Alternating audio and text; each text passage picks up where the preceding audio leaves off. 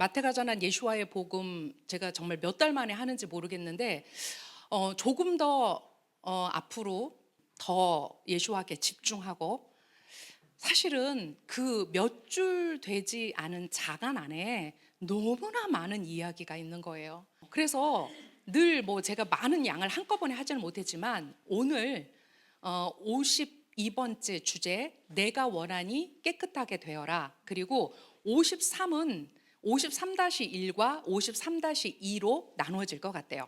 53번이 누구 얘기인 것 같아요? 딱 제목을 보니까 알겠죠? 이방인 백부장, 그 이방인 로마 장교의 얘기인데 이방인 백부장의 믿음이라는 주제를 가지고 이제 제가 두 번에 나눠서 할 건데 이 안에 누가 있냐면 유대인과 이방인이 있어요, 여러분. 마태가 이렇게 얘기해요. 이것은 예언자 이사야를 통해 말씀하신 것을 이루기 위해 행해진 것이었다.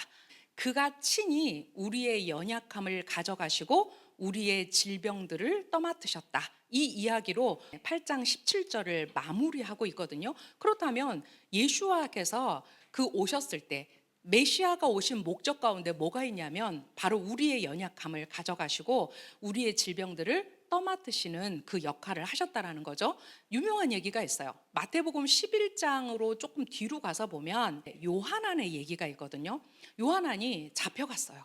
감옥에 갇혀있던 물에 잠기게 하는 자 요한안은 메시아가 행하신 일을 듣고 자기의 제자들을 통해 그분께 물었습니다. 자, 이제 요한안이 감옥에 잡혀갔어요. 그리고 감옥에서 곰곰이 생각하니까 분명히 그 메시아의 오실 길을 선두에 서서 그가 외쳤음에도 불구하고 그도 연약한지라 곰곰이 생각하는 거예요. 그래서 예수와께 제자들을 보내요. 그리고 이렇게 질문하죠. 오시기로 하신 분이 당신입니까? 아니면 우리가 또 다른 어떤 일을 찾아야 합니까? 라고 요한안이 물어요. 그때 예수와께서 뭐라고 말씀하셨어요?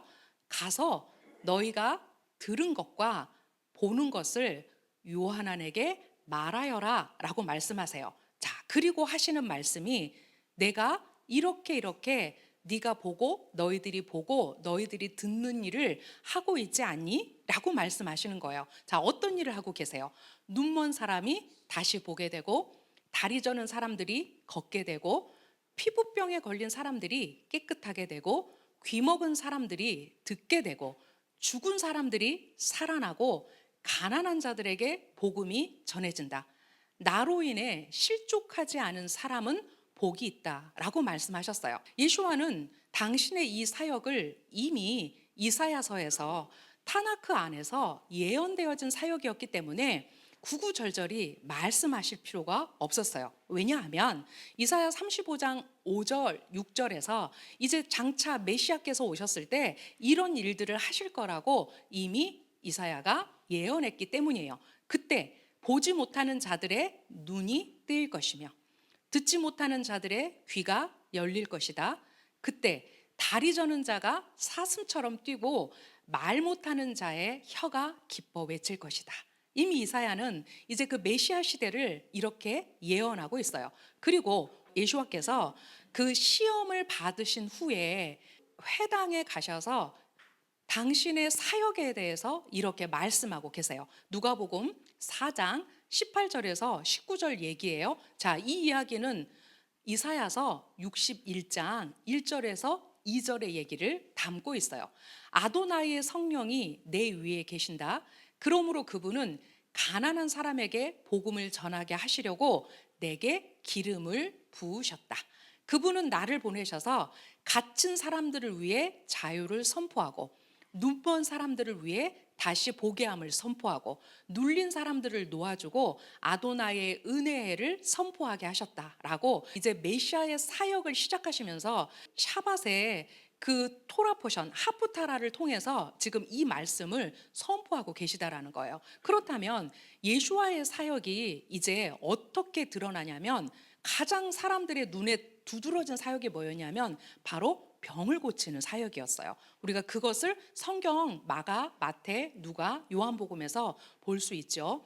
이제 52번째 주제를 보겠습니다. 내가 원하니 깨끗하게 되어라 라는 주제로 제가 이제 마태복음 8장 1절부터 4절까지의 내용을 여러분과 나누겠습니다.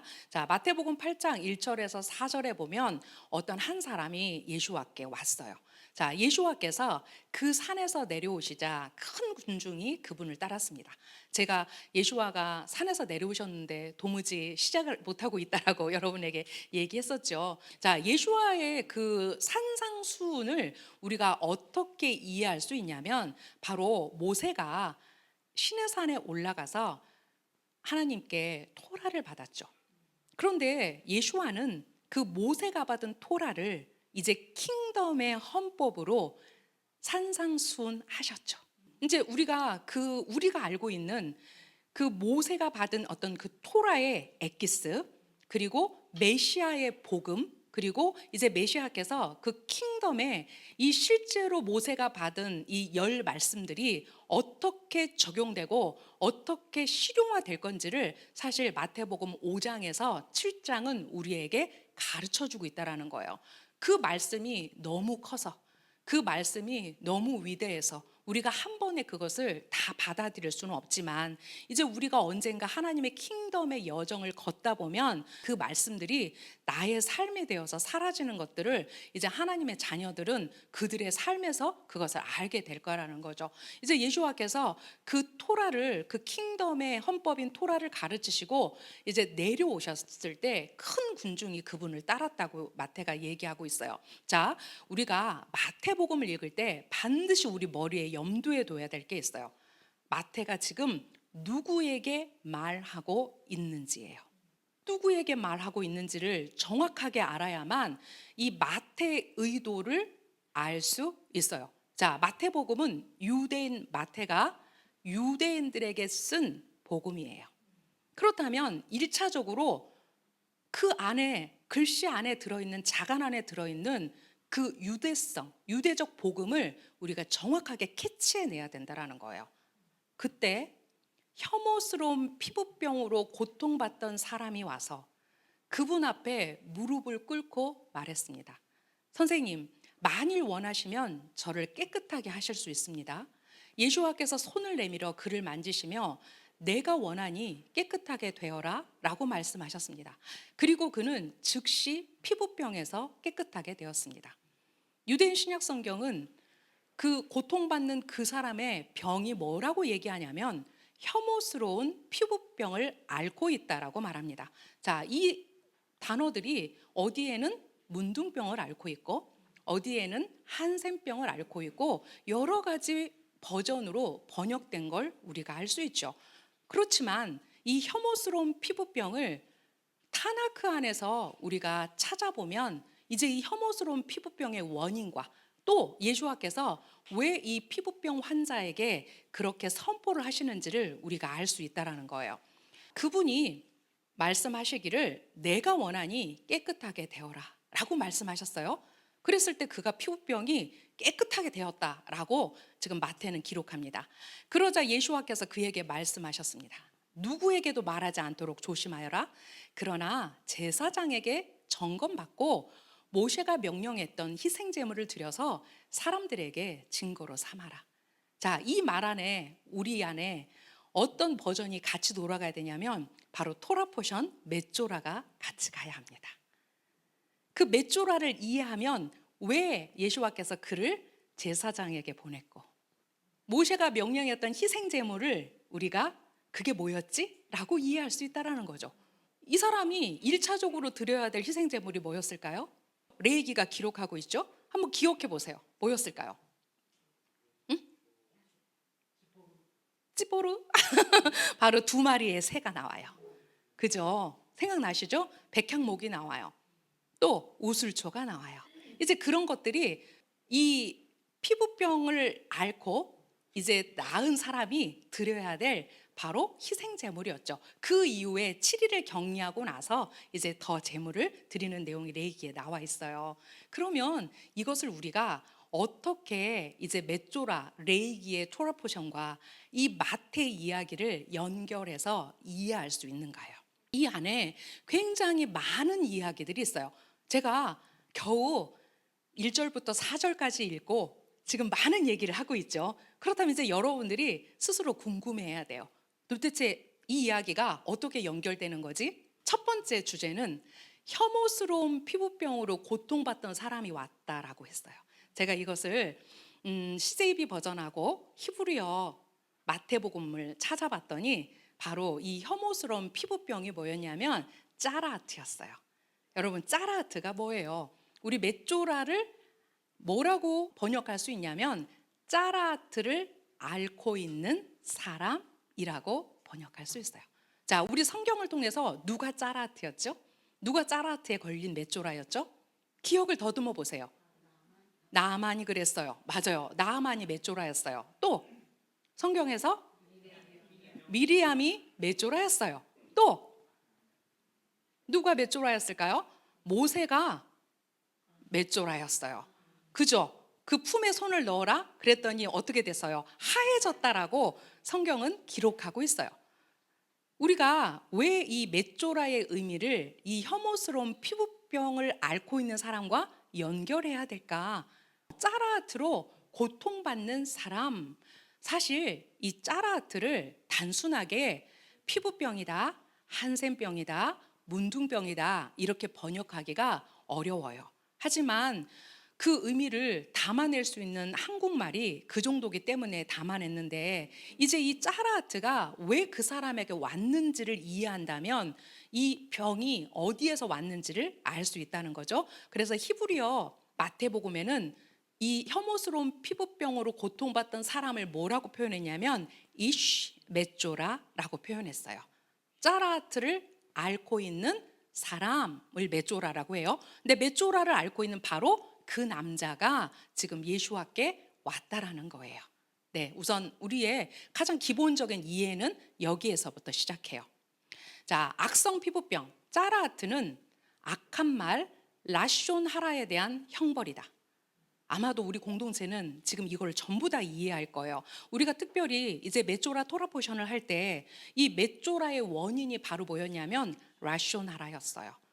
미리암이 어떤 라숀하라를 했는지 우리 알고 있죠? 자, 모세도 그가 하나님의 말씀을 믿지 못했을 때 하나님이 그에게 짜라하트를 주세요. 악성 피부병, 짜라하트는 라숀하라에 대한 형벌이라는 거예요. 이것은 이 피부병은 그래서 단순하게 우리가 생각하는 어떤 피부 질환을 넘어선다라는 거죠. 미리암이 모셰가 쿠시 여자를 취한 것에 대해서 대적하는 말을 쏟아냈죠. 모셰를 통해서만 아도나이께서 말씀하셨느냐? 우리를 통해서도 그가 말씀하지 않으셨느냐? 미리암이 그 모세가 쿠시 여자를 취한 것에 대해서 아론과 함께 지금 모셰를 대적하는 말을 쏟아냈어요. 그런데 그 미리암의 태도에 대해서 어떻게 했다고요? 하나님께서 진노하셨어요. 그리고 그 처벌로 피부가 눈처럼 하얘지는 악성 피부병에 걸렸어요. 성경에 어떤 단어가 가장 먼저 처음 나오는지를 우리가 찾아서 역추적하다 보면 그것에 대한 정확한 어떤 원인을 알고 그 결과를 우리가 해석할 수 있다는 거죠. 아, 짜라하트의 원인이 바로 미리암을 통해서 보건대 이것은 라숀 하라의 결과였구나, 이렇게 우리가 알 수 있어요. 자, 그런데 메쪼라는요 죽은 사람처럼 여겨졌어요. 메쪼라는 마치 죽은 사람과 같이 그 시대 안에서 여겨졌다라는 거예요. 아론이 모세에게 말하였다. 제발 내 주여 우리에게 죄를 지우지 마십시오. 우리가 우둔하여 죄지었습니다. 이제 아론이 바로 하나님 앞에 테슈바를 해요. 그녀가 어머니의 태로부터 나올 때 제발 살의 절반이 썩어 죽은 자처럼 되지 않게 하십시오라고 단언을 해요. 근데 이것을 라쉬가 어떻게 해석을 했냐면 이렇게 해석했어요. 죽은 사람을 건물 안으로 들여오면 그 안에 있는 모든 사람이 의식적으로 더럽혀져요. 마찬가지로 메쪼라가 건물 안으로 들어오면 그 안에 있는 모든 사람이 의식적으로 더럽혀져요. 그래서 여러분, 메쪼라의 형벌이 무엇입니까? 맞아요. 진 바깥으로 그를 내보내야 돼요. 추방시켜야 돼요.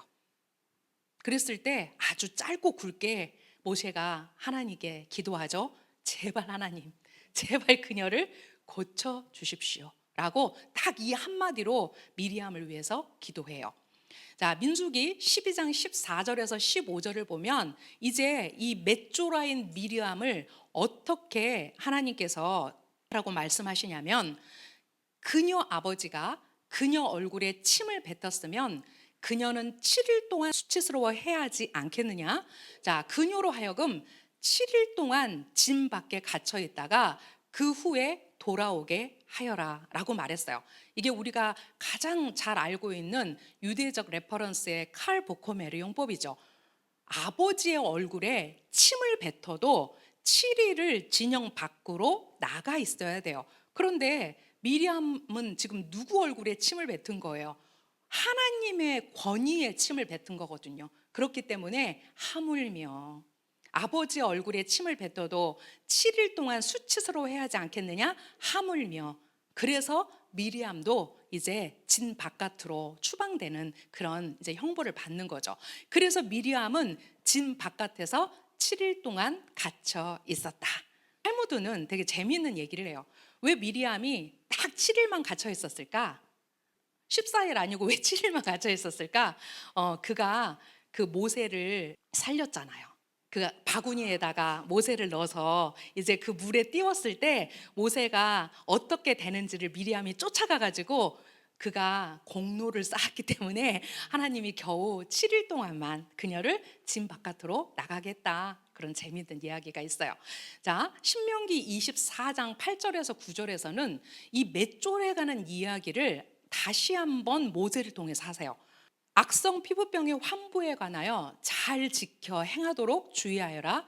내가 그 레비 제사장에게 명령한 것을 그들이 너희에게 가르치는 모든 것대로 너희는 지키고 행해야 한다. 너희가 미즈라임에서 나올 때 그 길에서 내 하나님 아도나이께서 미리암에게 행하신 것을 기억하여라. 라고 이제 신명기에서 다시 한번 그들에게 토라를 가르칠 때 이 미리암의 예를 들어서 짜라트, 그 맷조라에 대해서 이야기하는 것을 볼 수 있어요. 자, 그렇다면 그 당시에 맷조라에 걸린 사람들은 어떻게 해야 했을까요? 자, 레위기 13장에 보니까 과연 이렇게 할 수 있었을까? 악성 피부병에 걸린 환자는 일단 어떻게 해야 된대요? 그의 옷들이 찢겨야 하고, 그의 머리는 풀어져야 하고, 그의 수염을 가려야 한다. 네, 그리고 뭐라고 외쳐야 된다고요? 나는 부정하다, 나는 부정하다, 탐해, 탐해라고 외쳐야 된다라는 거예요. 야, 이 악성 피부병을 앓고 있는, 이 짜라들을 앓고 있는 그 이시 메조라가 어떤 마음으로 예수와를 찾아왔을까? 우리가 단순히 이것을 우리가 흔히 생각하는 악성 피부병이라고 생각을 했다면 우리는 마태가 왜 이것을 기록하고 있는지를 사실 이해할 수 없다라는 거예요. 그런데 그들의 이제 레이기와 또 이 미리암의 얘기를 통해서 이 실제로 이 악성 피부병이라고 번역된 짜라하트가 바로 라숀 하라로 인해서 온 결과라면 이것은 분명히 우리가 생각하는 방법을 넘어선다라는 거죠.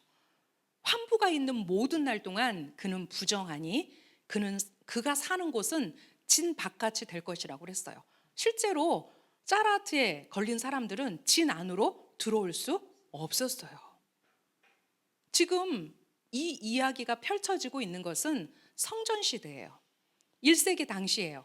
레위기법이 여전히 그 나라에 존재했고 이런 일들이 있었을 때란 말이죠. 아니, 하나님, 왜 하필이면 그를 그렇게 사회에서 분리하는, 공동체에서 분리하는 그런 벌을 내리셨습니까? 라고 우리가 질문할 수 있죠. 자, 그 이야기를 아라킨 16b에서 이렇게 말하고 있어요. 그의 비방으로 두 사람 사이에 분리를 일으켰으니 그도 사회에서 분리될 것이다. 그러니까 그의 몸에 나타나는 단순한 어떤 징후뿐만 아니라 그의 라쇼나라를 통해서 지금 그가 어떠한 역할을 했느냐는 거예요. 자, 우리 현자들은 말했습니다. 그가 다른 더러운 사람들과 다른 이유는 무엇입니까? 다른 질병을 가진 사람들하고 다른 이유가 뭐냐는 거예요. 왜 그는 고립되어야 합니까? 그의 중상으로 남편과 아내 사이를, 한 사람과 다른 사람을 갈라놓았기 때문이다.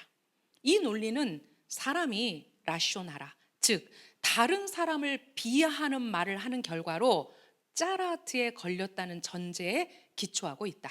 비록 그가 진실을 말하고 있을지라도 말이다 라고 지금 얘기하고 있어요.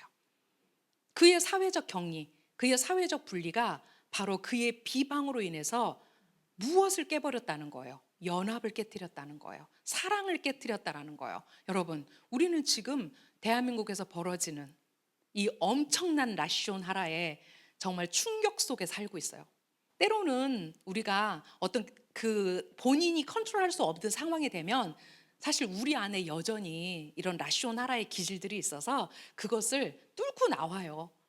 지금 우리가 이 대한민국 안에서 벌어지는 이 엄청난 비방과 모함과 정말 말도 안 되는 이런 거짓들이 우리 대한민국을 맷조라로 만들고 있어요, 여러분. 네, 우리가 어떻게 하나님 앞에 우리가 하나님의 공동체에서 하나님의 킹덤에서 자칫 대한민국이 버려지지 않도록, 우리가 분리되지 않도록 우리가 정말 우리가 먼저 기도해야 돼요. 이 짜라트의 죄가 그만큼 크다라는 거예요. 자, 랍비 조나단 sak스 그의 토라 포션 맷조라 중에서 이런 얘기를 해요. 왜 그것이 특별히 악한 말의 경우인가? 뭐 여러 가지가 있을 수 있는데 왜 라쇼나라가 그의 원인인가라는 경우죠. 자, 말은 사회를 묶어주는 것이기 때문이다. 그러나 악한 말은 서로를 의심하도록 만들어 관계를 파괴하고 사회적 유대를 무너뜨리며 신뢰를 해친다. 요즘에 가장 많이 제가 좀 이렇게 제 귀에 들리는 단어가 오염됐다 단어예요, 여러분. 오염됐다. 증거들이 오염됐다. 근데 그 안에 얼마나 많은 관계가 깨지고 얼마나 많은 사람들의 이 유대성이 깨지는지를 여러분들이 지금 우리가 우리의 삶의 현장에서 이런 것들을 우리가 느낄 수 있다는 거예요. 악한 말은 독특하게 악한 특성을 갖고 있다. 그것은 언어의 힘을 사용해서 언어가 생겨난 목적, 곧 사회적 유대를 지탱하는 신뢰를 창조하는 목적 자체를 약화시킨다라는 거예요. 하나님께서 인류에게 내린 가장 큰 형벌이 뭐였냐면 바로 언어를 분리시켜서 서로가 서로의 말을 알아듣지 못하게 한 거예요. 자, 바로 이런 이유 때문에 악한 말에 대한 처벌은 사회로부터 일시적으로 배제시키는 것이다. 자, 그리고 우리 월간 샤발 니산월 이준혁 전도사가 쓴 토라포션 맷조라에서 이 얘기를 하고 있어요. 맷조라의 격리는 자신이 격리된 이유에 대한 궁극적인 이해의 과정을 거쳐 현재의 공경을 초래한 부정적인 말이나 행동으로부터 분리되어야 함을 의미한다. 자, 그가 공동체에서 격리됐어요. 분리됐어요. 그랬을 때 억울해서 땅을 두드리고 있다면 그에게는 어떤 발전도 없어요. 내가 왜 지금 이 공경을 당하고 있지? 나의 어떤 부정적인 말 때문에 내 몸에는 이 말도 안 되는 짜라하트가 생겼지? 이것들을 우리가 하나님께 물어야 된다는 거예요. 이것은 즉 이 격리는 맷조라에게 격리되는 고통을 주기 위한 처벌이기보다는 자신이 가져온 결과를 되돌아보고 적절한 변화를 일으키도록 하는 하나님께서 내린 기회라는 거예요. 이제 더 나아가서 우리가 이 부분까지를 이해한다면 지금 이 한 짜라하트 걸린 사람의 이 심경 안에 어떤 변화가 일어났다라는 것을 알 수 있다라는 거죠. 그가 와서 얘기해요. 선생님, 저를 혐오스러운 피부병에서 깨끗하게 하셔서 공동체에서 분리되지 않게 하소서. 우리가 아까 그가 머리를 풀어 헤치고 그죠? 입을 가리고 나는 부정하다, 부정하다 이렇게 말하면서 그 공동체에서 지금 분리된 상태예요. 어떤 심정으로 예수님께 왔을까?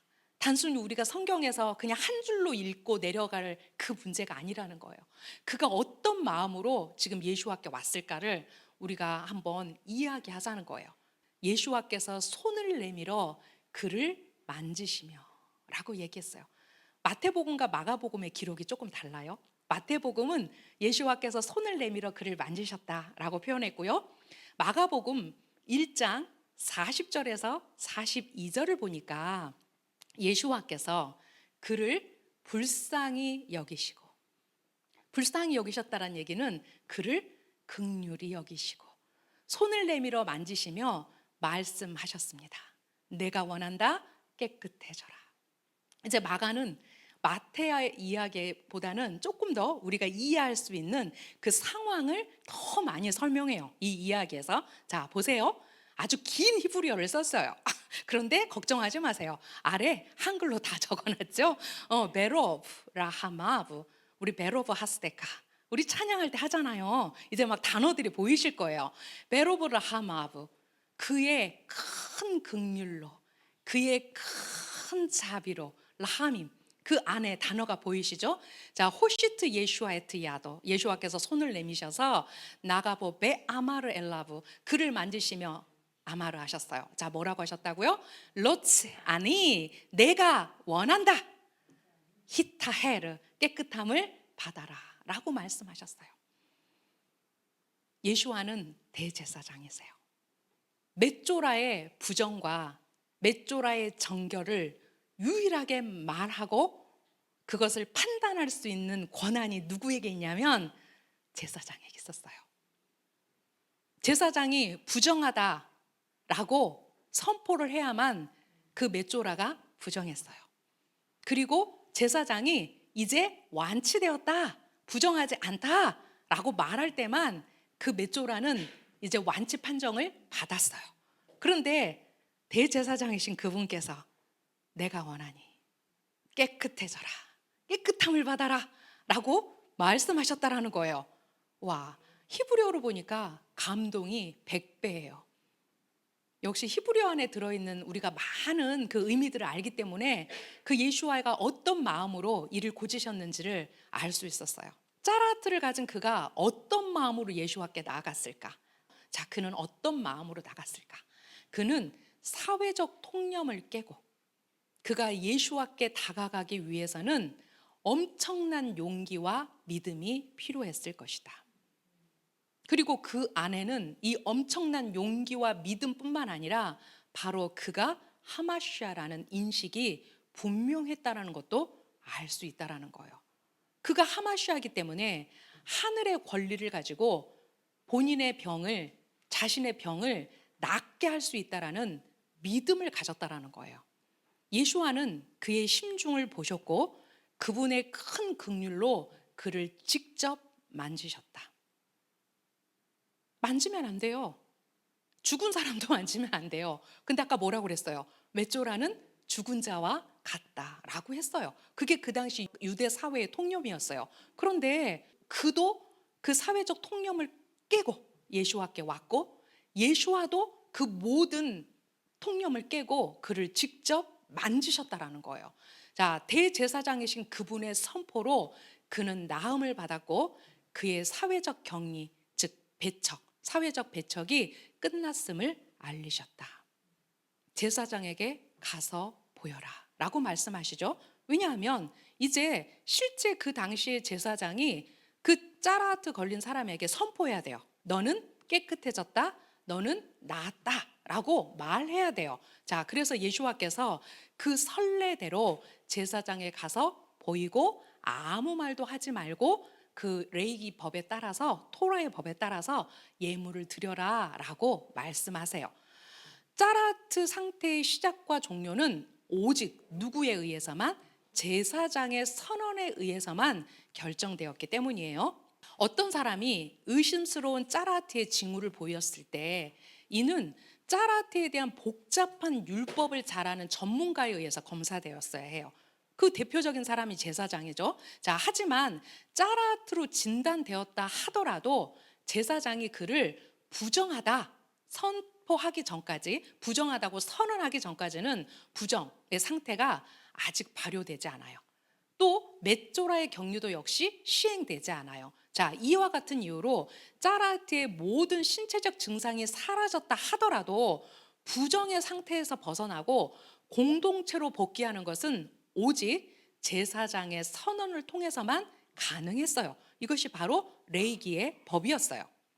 비록 제사장이 정죄하고 추방하는 역할을 해요. 그렇죠? 지금 제사장은 그를 부정하다, 그리고 공동체에서 격리하는 것도 모두 다 제사장의 몫이었어요.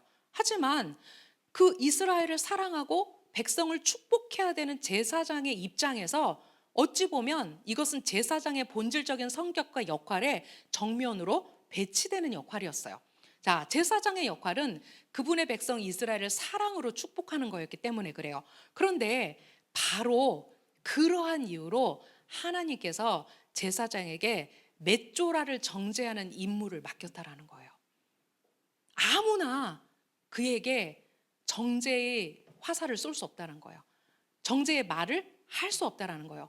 누구보다도 그 백성을 사랑하고 이스라엘을 향한 하나님의 마음을 아는 제사장만이 그 맷조라를 정죄하는 임무를 맡기셨다라는 거예요. 추방을 시행하는 사람이 격리된 자에 대한 깊은 사랑과 관심으로 가득 차 있을 때에만 이 처벌은 긍정적인 결과를 낳을 수 있다라는 거예요. 즉, 맷조라가 진정으로 회개하고 다시 공동체로 돌아올 수 있는 계기를 누가 주는 거예요? 제사장이 주는 거예요.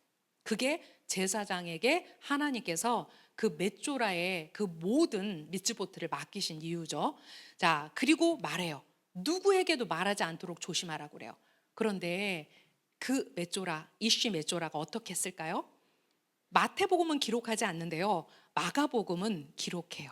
먼저 누구에게도 말하지 말라고 말씀하신 이유가 두 가지가 있답니다. 자, 첫 번째, 이는 두 가지 목적을 달성하기 위한 건데, 첫째는 짜라트의 근본 원인이 라쇼나라죠. 자, 즉 악한 말을 바로잡기 위해서 겸손해야 되고요. 필요 이상의 말을 하지 않아야 돼요. 우리가 악한 말을 하지 않기 위해서, 라쇼나라를 하지 않기 위해서 우리는 필요 이상의 말을 할 필요가 없어요. 내가 지금 말을 해야 되나?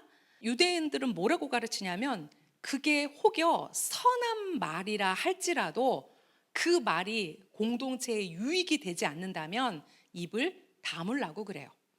자, 그거를 생각해 보면 필요 이상의 말을 할 필요가 없기 때문에 그랬다. 자, 둘째, 간증으로 봉사하기 위해서다. 아무 말도 하지 말고 제사장에게 자신을 보여주고 짜라하트가 사라졌다는 것을 인정한 다음 제사장이 무슨 일이 있었는지 물어볼 때만 말할 수 있다는 거예요. 짜라하트의 재앙이 뭐하고 관련되어 있어요? 입으로 계속해서 말하는 것과 관련되어 있어요. 그렇기 때문에 짜라하트의 재앙이 지적임이라는 악한 말에 대한 처벌로 찾아왔기 때문에 그의 정화를 위해서, 자, 뭐가 필요하다고요? 2마리의 새가 필요했죠. 그 2마리의 새들이 필요한 이유가 여기 있다라는 거예요. 왜냐? 새들은 끊임없이 소리를 내기 때문이에요. 우리나라 사람들은 약간 그 마음 안에 한이 있어요. 그래서 새가 운다라고 그래요. 그죠? 근데 이제 우리가 좀 바뀌면 뭐라고 하냐면 새가 지저귀다라고 그래요. 이제 조금 더 바뀌면 새가 노래한다라고 그래요. 근데 사실 아침 일찍 새소리에 눈을 떠보신 분은 알 거예요. 새가 얼마나 시끄럽게 지저귀는지. 네, 그래서 이 맷조라의 비방이 바로 그 새의 지저귀인가 같이 가고 있어요. 자, 맷조라가 공동체로 받아들여지기 위해서는 정결례를 통과해야 돼요. 그 정결례를 레위기에서 이렇게 말하고 있어요. 제사장은 새 한 마리를 토기 안에 생수 위에서 잡아야 돼요. 그리고 살아있는 새는 백향목과 진홍색 실과 우술초와 함께 취하여 생수 위에서 잡은 새의 피에 적셔야 해요. 그리고 그는 악성 피부병으로부터 정결함을 받은 자에게 7번 뿌려서 그를 정결하다고 하고 그 살아있는 새를 들로 보내야 한다라고 했어요. 이것이 그 바로 맷조라의 정결 의식에 새가 사용되는 이유거든요. 지금 마가복음을 보니까 이제 그 이슈 메쪼라가 어떻게 했는지 알 수 있단 말이에요. 그거 어떻게 했다고요? 소식을 퍼뜨리고 주저하지 않고 말했어요. 자, 예수와께서 더는 성읍에 드러나게 들어갈 수도 없을 정도로 사람들이 사방에서 모였다고 얘기해요. 자, 그러면 이 사람은 그 레이기의 미츠보트를 어긴 것일까? 미츠보트를 어겼을까? 분명히 예수와께서도 아무 말 하지 말아라, 레이기 말씀처럼 제사장에게 보이고 그 토라에 따라 예물을 드려라. 자, 이 사람은 어떤 마음으로 지적이기 시작했을까? 기뻐서. 자, 월간 샤bat 니스산월 토라 포션 메쪼라의 이야기가 있어요. 페이지 20페이지예요. 여러분 다 가지고 계시죠? 오늘 가셔서 그 메쪼라 부분을 한번, 벌써 1년 전에 나온 내용인데 참 다시 읽어보니까 너무 좋은 내용이 많더라고요. 자, 끊임없이 지저귀는 새는 비방과 가십을 말하는 사람을 상징해요. 즉 메쪼라와 새를 동일시하는 거예요. 그런데 죽임당한 새와 자유롭게 된 새는 분명한 차이가 있어요. 자유로워진 새는 메쪼라가 부정적인 말에서 벗어나 긍정적인 말을 하는 사람으로 변화된 것을 나타내요. 자, 그는 많은 사람들에게 격리되어 있었고 그 스스로 부정하다 외쳤고 그의 격리가, 그 원인이 그를 더 이상 매장하기 위한 격리가 아니었다고 우리는 앞에서 배웠어요. 그가 그 시간을 통해서 내가 어떻게 공동체에 악한 역할을 했는지, 내가 어떻게 연대를 깨버렸는지, 이런 것들을 그가 충분히 생각할 그런 시간들이 필요했기 때문에 그를 격리했다라고 얘기했어요.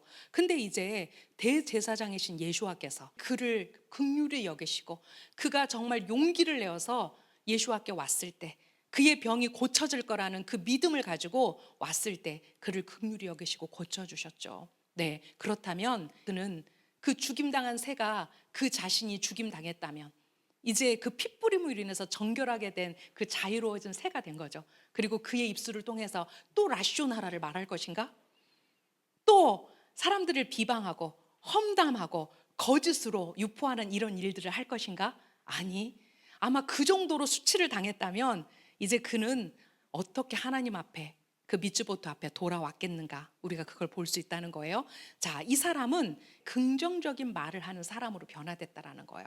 격리에서 돌아온 메쪼라가 자기 성찰과 회개로 변화된 의식 상태를 가지게 됐다라는 거예요.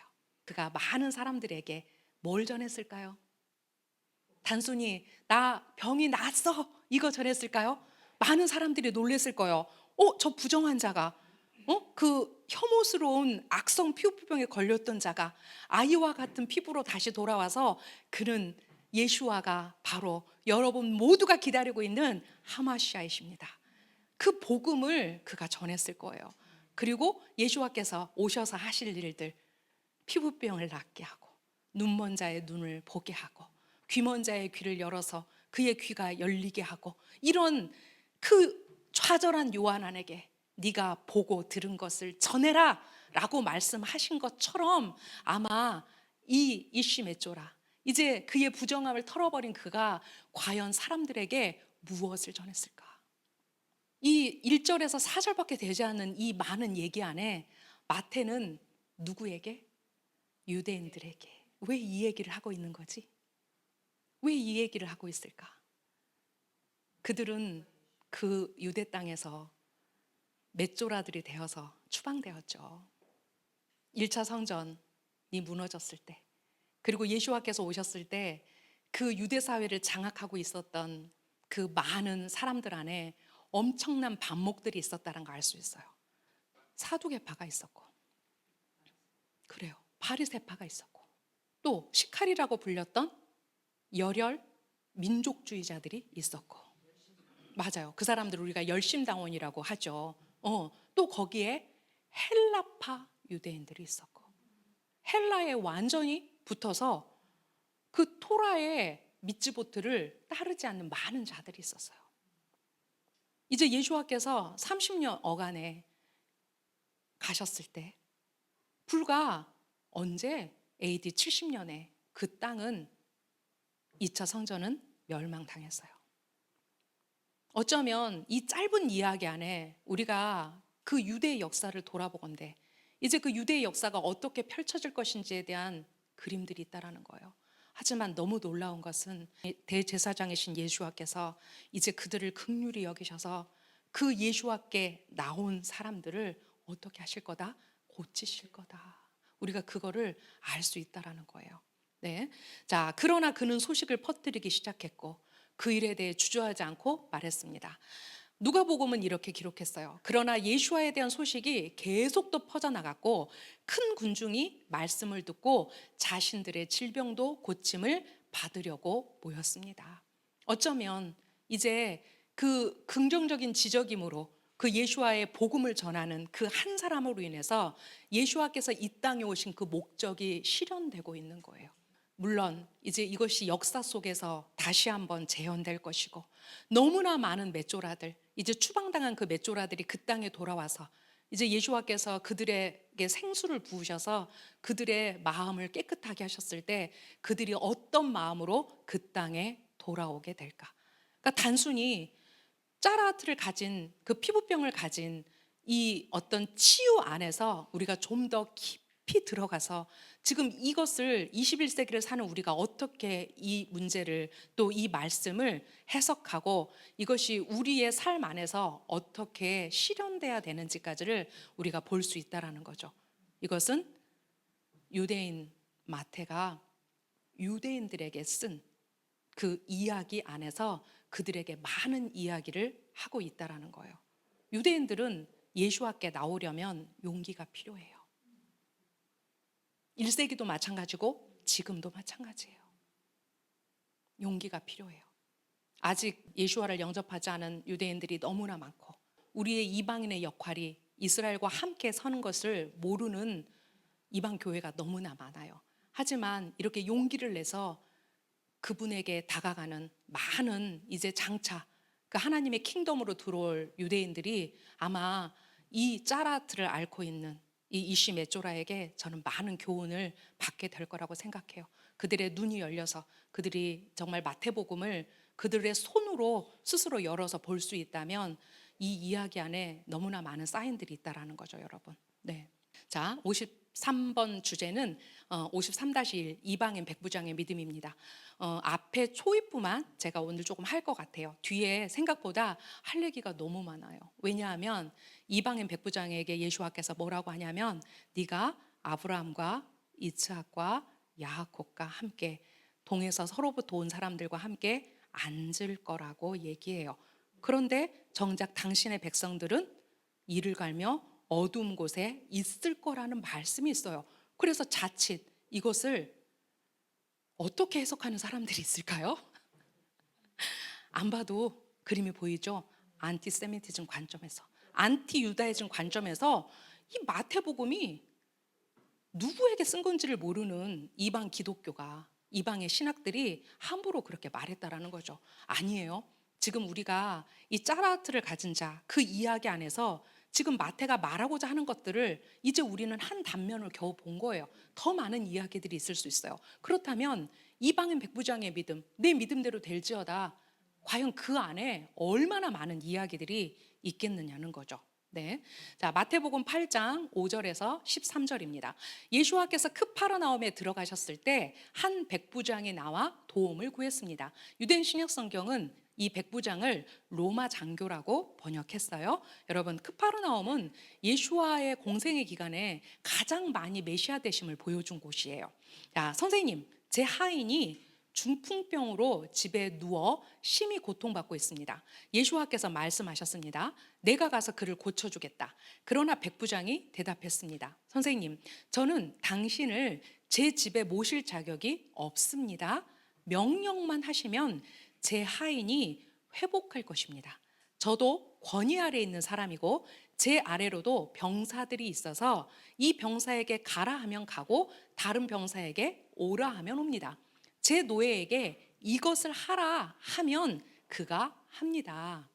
예수와께서 이것을 듣고 놀라워하셨고 자기를 따르는 사람들에게 말씀하셨습니다. 내가 진실로 너희에게 말한다. 나는 이런 믿음을 가진 사람을 이스라엘에서 본 적이 없다. 우리의 머릿속에 마태복음 8장을 읽으면 이 말씀이 누구나 머리에 들어 있어요. 이런 믿음을 가진 사람을 내가 본 적이 없구나라고 지금 이방인 백부장을 칭찬하세요. 그런데 그 뒤에 마태복음에만 기록되어 있어요. 이게 또 내가 너희에게 말한다. 많은 사람이 아브라함과 이삭과 야곱과 함께 하늘 왕국의 연회에서 자리를 차지하려고 동쪽에서도 올 것이고 서쪽에서도 올 것이다. 계시록 7장에 보면 허다한 사람들이 이제 종려나무 가지를 들고 흰 옷을 입고 그 예수와가 그 킹덤의 왕으로 오셨을 때 어떻게 한다고요? 이제 그분을 맞이하고 환영하고 그 종려나무 가지를 흔들 거라고 얘기하고 있어요. 그 허다한 잡족들이 우리죠. 우리가 예수와의 재림을, 예수와의 그 땅의 재림을 우리가 그 땅에서 맞을 자들이에요. 여러분 꿈꾸세요. 나는 반드시 그곳에 있을 거야. 여러분 우리 그 꿈 모두 다 꿔야 돼요. 그게 성경의 비전이고요. 성경의 예언 아닙니까? 아니 왜 읽고 허다한 사람들이 그렇게 많은 사람들이 예수와를 맞이한데 성경에 그런 얘기가 있어. 왜 거기 나는 빠져야 되지? 내가 들어갈 자리예요. 우리가 들어갈 자리예요. 우리가 그럴 준비해야 돼요. 그렇죠? 얘기했잖아요. 많은 사람이 아브라함과 이삭과 야곱과 함께 하늘 왕국의 연회에서 자리를 차지하려고 동쪽에서도 오고 서쪽에서도 올 것이다. 네, 하나님 우리가 가겠습니다. 그죠? 그런데 이방 기독교가, 이방의 신학이 뭐를 놓쳤는지 아세요? 반유대주의적 관점에서 왜 이거를 잘못 해석하냐면 가장 중요한 이 부분, 아브라함과 이삭과 야곱과 함께, 이들이 누구예요? 아브라함, 이삭, 야곱, 그들의 조상들, 유대인의 아버지들. 결론은 누구와 함께? 이스라엘과 함께예요. 기독교 렌즈를 쓰고 보니까 이들이 누군지 보이지 않았던 것 같아요. 많은 얘기를 제가 해야 되겠죠, 이제. 자, 그러나 그 왕국을 위해 태어난 자들은 사람들이 흐느끼며 이를 가는 곳인 바깥 어둠에 던져질 것이다. 하지만 이것도 우리가 속단할 수 없어요. 아까 우리가 토라 포션에서 아무리 세속적인 유대인도 그들은 하나님의 거룩한 자들이다. 도무지 이해할 수 없으나 우리 입장에서, 하지만 하나님이 그러시면 예스. 그들은 왜 하나님이 그렇게 보실까? 바로 아브라함과 이삭과 야곱과 맺은 그 언약에서 그들을 보시기 때문이에요.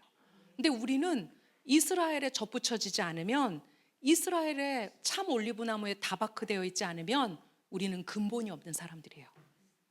도대체 우리가 누구를 믿고 킹덤에 우리가 갈 수 있다고, 하나님의 킹덤이 우리의 것이라고 말할 수 있겠어요? 너무나 많은 이야기들을 마태는 단순히 내 믿음대로 될지어다 그 이상으로 지금 우리에게 많은 이야기하고 있다는 거예요. 그 후 예수와께서 백부장에게 말씀하셨습니다. 가라, 내가 내 믿음대로 내게 이루어질 것이다. 그리고 그의 하인이 바로 그 순간에 나았습니다 라고 13절까지 기록하고 있습니다. 자, 이방인 백부장이 누구였는지 성경이 아주 자세하게 기록하고 있어요. 이 사람에 대한 레퍼런스가 꽤 있더라고요. 자, 누가복음에 있어요. 누가복음 7장 1절에서 6절 A에 있습니다. 예수와께서 사람들에게 말씀을 마치시고 크파르나움으로 돌아가셨습니다. 그곳에 한 백부장에게는 크게 신임하는 종이 있었는데 그가 병들어 죽어가고 있었습니다. 그 백부장은 예수와에 대해 듣고 몇몇 유대인 장로를 그분께 보내서 자기 종을 고쳐달라고 요청했습니다. 그들은 예수와께 와서 간절히 애원했습니다. 이 사람은 정말로 요청을 들어주기에 합당한 사람입니다. 그는 우리 민족을 사랑합니다. 그는 우리를 위해 회당을 지어주었습니다. 그래서 예수와께서 그들과 함께 가셨습니다. 네, 우선 앞부분을 보니까 자, 이 백부장에 대한 자자한 소문들이 있었던 것 같아요. 근데 마태하고 누가가 약간 다른 점이 있어요. 마태를 언뜻 읽으면 이 백부장이 직접 예수와께 찾아간 것처럼 이야기를 하고 있어요. 그런데 이제 다른 버전을 보면 직접 찾아간 것이 아니라 바로 유대인 장로들을 통해서 그 간청을 했다라고 기록하고 있어요. 근데 이 사람이 이렇게 간청을 들어줄 만큼 유대인들을 선대했고 그는 그 당시에 누구였냐면 하나님을 경외하는 사람이었다라는 거예요. 그래서 그 유대인 장로들이 간절히 예언해요. 이 사람은 정말로 요청을 들어주기에 합당한 사람입니다.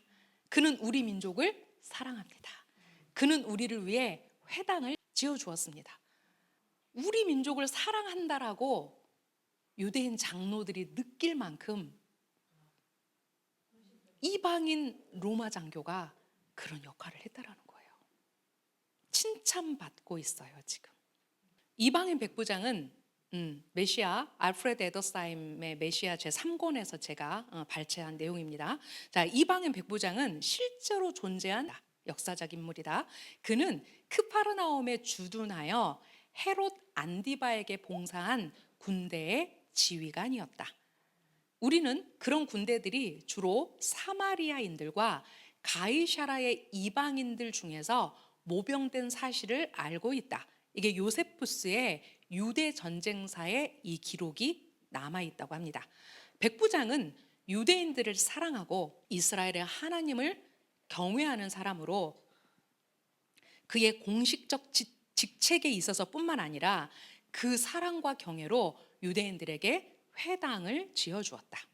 회당을 지어주었다라는 말 안에 그가 얼마나 하나님을 경외하는 사람이었는지, 그가 비록 앞에 이방인이라는 수식어가 붙었음에도 불구하고 그가 얼마나 토라를 사랑하는 사람이었는지, 또한 그가 얼마나 하나님의 미tzvot를 지켰는지를 우리가 알 수 있다라는 거예요. 그는 이방인에 대한 유대인의 관념을 잘 알고 있었다. 오시지 마십시오. 말씀만으로도 내 종이 나을 겁니다라고 얘기해요. 그 안에는 그 당시에 그 유대인의 사고 안에 있었던 그 의식을 이 이방인 백부장이 알고 있었다라는 거예요. 그 당시 유대인들에게 이방인의 집은 더럽혀진 곳이었어요. 부정한 곳이었어요. 그렇기 때문에 그곳에 들어가는 자들을 부정하게 하는 곳으로 간주되었다라는 거예요. 그 이방인의 사도였던 베드로가 어떻게 했어요? 유대 땅에서 장로들이 왔다는 소리를 듣고 도망가 버리잖아요. 그 정도로 아무리 이런 메시아적 그런 복음이 1세기 당시에 전해졌다고 하지만 그때는 모든 것이 많은 사람들에게 어려운 그런 관점들이었어요. 하지만 그 이방인 백부장은 그 유대의 관점을 알고 있었다라는 거예요. 자, 누가복음 7장 6절 후반부에서 8절에 그 내용을 조금 더 추가해서 읽어볼게요. 그분께서 그 집에서 그리 멀지 않은 곳까지 가셨을 때 그 백부장이 친구들을 보내어 그분께 말하였습니다. 주여, 수고하실 필요 없습니다. 저는 당신을 제 지붕 아래로 모실 가치가 없는 사람입니다. 이것이 제가 당신께 직접 다가갈 생각을 하지 못한 이유입니다. 그저 명령만 하셔서 제 종이 회복되게 해주십시오. 저도 권위 아래 있고 제 아래로도 병사들이 있어 그에게 가라 하면 가고 다른 병사에게 오라 하면 옵니다. 또한 제 노예에게 이것을 하라 하면 그가 합니다. 네, 그저 명령만 하셔서 제 종이 회복하게 해주십시오. 또 이렇게 말을 할 수 있었던 이유가 있었어요. 우리가 요한복음에 보면 이제 예수와께서 가나에 계실 때 첫 번째 예수와의 기적이 가나의 혼인잔치에서 물이 포도주가 되는 사건이었고요. 두 번째 기적이 뭐였는지 아세요? 왕의 신하의 아들을 말로 고치시는 내용이 나와요. 직접 찾아가시지 않으셨어요. 아마 그 소문이 자자했을 테고, 더 나아가서 그의 생각상 유대인 랍비가 본인의 집에 오는 것은 마땅하지 않다라고 생각했다라는 거예요.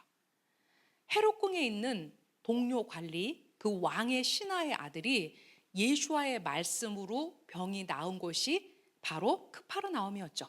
자, 병이 나은 그곳, 요한복음 4장 46절에서 53절까지 그 왕의 신하의 아들을 어떻게 고치셨는지에 대한 내용이 나오죠. 자, 이곳은 예수와 사역의 본거지였고요. 수많은 기적들이 행해진 바로 그곳인 크파르나움이었어요. 그런데 백부장이 그 크파르나움에서 이제 예수와께 도움을 청하기 위해서 유대의 장로들을 지금 보냈단 말이에요. 그리고 굉장히 거침없는 성격이에요, 이 사람이. 이 사람은 지금 군인이에요. 그렇기 때문에 이 거침없는 직선적인 성격이 그의 성격과 잘 일치하는 것은 그가 군인이라는 점에서 더욱 분명해져요. 우리가 지금 읽었던 후반부 말씀이 그 얘기죠. 자, 군인의 호기 속에서 그는 아름답게 빛을 내는 신앙의 지혜를 가지고 있었어요. 자, 이런 사실을 볼 때 백부장에게 문제는 뭐였을까? 백부장에게 문제는 예수와께서 그의 하인을 고치실 수 있느냐의 여부가 아니었다는 얘기예요. 고치려 하시겠느냐였다는 거예요. 아주 큰 차이점이에요. 그분은 반드시 고치세요. 하지만 과연 이방인인 나의 하인을 그분이 고치려 하시겠느냐. 앞에서 그 짜라들을 가진 그 맷조라는 유대인이었어요. 근데 이제 그 시선이 어디로 오고 있어요? 이방인에게 오고 있어요. 자, 1세기 유대 사회에서 저 사람이 메시아인가? 아닌가? 지금 모두가 다 긴가민가 의심하고 있을 때 그 손길이 누구에게? 이제 그 이방인에게 그분의 손이 내밀어지고 있다는 거예요. 그래서 그 이방인 로마 장교가 궁금했던 것은 그분은 반드시 내 하인을 고치신다. 근데 그 유대인 장로들을 보내서 그렇게 간청했던 이유는 과연 그분이 이방인을 고치시려 하겠느냐, 이 문제였다는 거죠. 다시 구체적으로 말하면 그가 아는 한 이스라엘에서 어떤 사람의 요청도, 심지어 세리의 요청, 죄인의 요청도 실망으로 끝나지 않았어요. 우리가 마태복음 5장 전에 4장 후반부를 보면 예수와께서 많은 병든 자를 고치셨다는 얘기가 마무리되면서 5장이 시작되거든요. 그 소문은 아마 이스라엘 전역에 그 지역을 넘어서서 이미 소문이 파다하게 났을 거예요.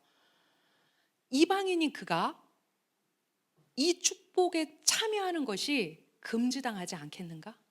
또 자신은 그렇게 참여할 자격이 없거나 참여하는 것이 합당치 않은 것은 아닌가?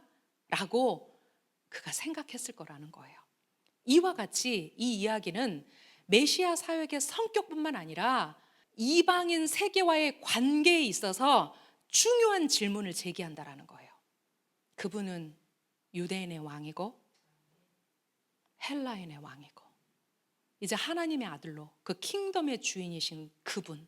저는 이번 주 어떤 말씀 때문에 엄청 은혜가 됐냐면 우리 지난주 토라포션에서 그 한 남자가 다른 형제의 얼굴을 마주하고 있다. 생각나세요?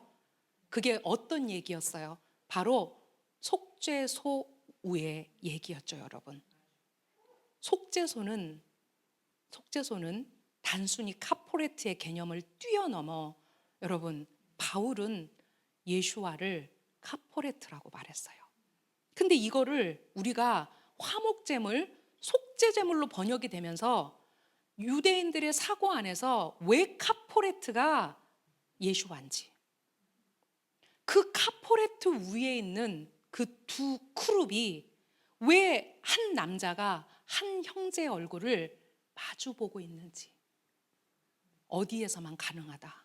바로 속죄소, 그 카포레트 위에서만 가능하다. 절대로 예수와 없이, 그 카포레트 대신 예수와 없이는 한 남자가 다른 형제의 얼굴을 마주 볼 수 없다. 그것이 현실이다. 자, 이와 같이 이 이야기는 메시아 사역의 성격뿐만 아니라 이방인 세계와의 관계에 있어서도 중요한 질문을 제기한다. 여러분, 제 강의가 다다음 주에 있겠죠? 이거 그대로 이어질 텐데 여러분도 하나님께 한번 질문해 보세요. 이 이방인 백부장의 마음이 어땠을까? 이가 이제 하나님의 킹덤 안으로 들어가는 거잖아요. 자, 백부장이 직접 예수와께 간청하기를 꺼리낀 사실이 바로 이런 사정과 매우 잘 일치한다라고 얘기했어요. 그래서 알프레드 에더사임은 뭐라고 얘기하냐면 마태복음에는 그 부분이 생략되어 있으나 백부장의 모든 상황과 그의 인격됨을 보건대 그는 무턱대고 예수와께 찾아가지 않았을 것이다 라고 말해요. 네, 백부장이 자신을 권위를 가진 사람으로 비유한 것은 예수와를 하나님의 대리자로 믿는 그의 흔들리지 않는 믿음을 증명한다.